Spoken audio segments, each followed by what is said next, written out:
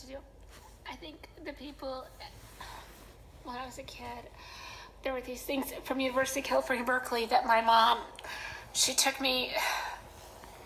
I think the people that played with my brain when I was a kid did Jonestown.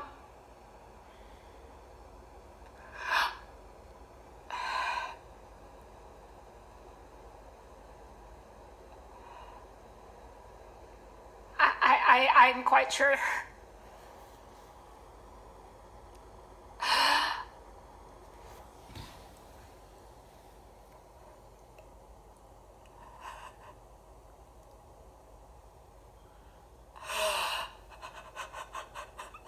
It's scary. I never put it all together. But Diane Feinstein used to come to our house, and I used to. This guy was saying that it happened like a week after the Jonestown, and then I spent time with Ray Sloan, who was a good friend with Mr. Lusher, and we spent time with him, and he was good friends with Dan White, and he was telling me what happened, and then everybody wanted to know about this Jonestown, and I was a kid because Mr. Lusher had me spend time with Ray Sloan in the early 90s. But everything goes back to these weird things. But when I was in preschool, I was at a special CIA preschool where they had the exact replica of America. In Contra Costa County, the demographics were formed in the exact same as America. So we had the same population of Hispanics, blacks, white, so we could be this petri dish. And then in the 80s during the Reagan administration, I did research to help, and I was able to use Contra Costa County and the demographics. But see, this preschool I belonged to at the UC Berkeley had the same demographics as the world. And then they kind of followed me as a child, and I was taken out of the classroom for a whole year, and it was a special class done at my elementary school, but it was just 12 kids, and it was all about critical thinking and how to use your mind so you could do things out of the box. And I guess I'm out of the box. But the CIA kept tracking me. And maybe it's because of my bio dad. I don't know. But I now have a clear connection between the people. Oh, and then after. Oh, it's really painful. Okay, so when I was 14, there was this World Airways strike between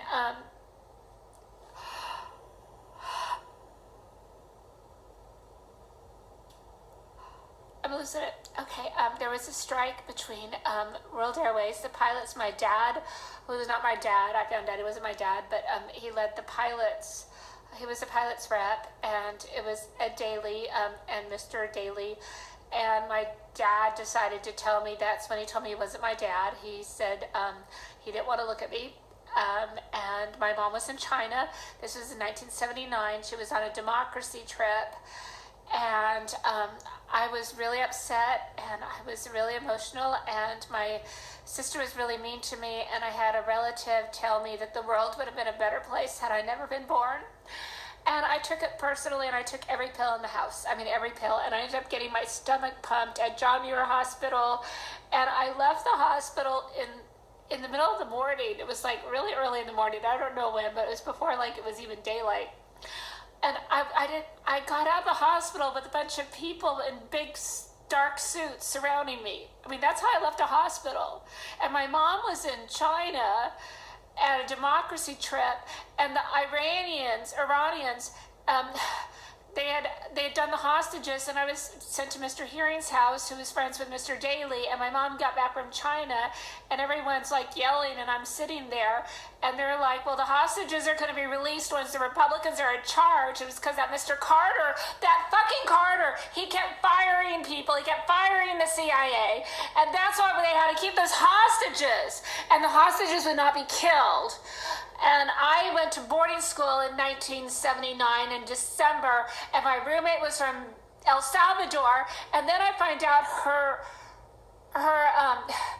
family led the assassination squads for the CIA, and they whacked that priest Oscar Romero. So I'm a 14-year-old who's just gone through this horrible thing where I find out my dad isn't my dad, and then I find out that my country has just taken a bunch of people hostage, and World Airways were on the stock, and the pilots were going to get more hours. The pilots were going to get more hours once the hostages were released. So of course Mr. Daly was in on it. Of course he was in on it, because the hostages were going to be released once the Republicans were in charge. And it was Mr. Baker that was doing it all. Mr. Howard Baker and Baker Donaldson. And Joe Whitley is in charge. He was the granddaddy of DHS after 9/11. I mean, it all makes sense. I mean, I'm not quite sure about Joe Whitley and 9/11, but there's something really creepy there. But I will say this, that when it comes to my childhood, it's like Dianne Feinstein was very close with my mom. They were part of the same democracy club, and there was all this UC Berkeley weird CIA shit. And when I was, so then after the boarding school, I was sent to I had to shrink, and they taught me how to be strong and tough, and that's why I can be, but you know, I finally get it. I am not fucked up. My country's fucked up. Wow. So the CIA pretty much did these mind control. Oh, look, I'm wearing this bow I found in the garage. I'm cleaning out the house because I got divorced. Yeah, I'm living now in DC. Yeah, but I figured it all out. Kind of. I cannot believe they did that. The Jonestown thing is so creepy because I have so many memories. And some of my memories are before it even happened, which is really creepy. Oh, and the Condor. I mean, my God, my grandfather helped out this Argentinian dude, and my grandmother told me that my Papa was going to make him president of Argentina. Yeah, and then my aunt dated him. He was a Nazi kid. And now all these Nazis in Brazil, they're like running the government. They kicked out this woman, like Dilma or whatever her name was. And now all the Nazis are like running Brazil. I mean, the whole world is just falling apart. The whole world is just so fucked up. I can totally see it too, because I see it.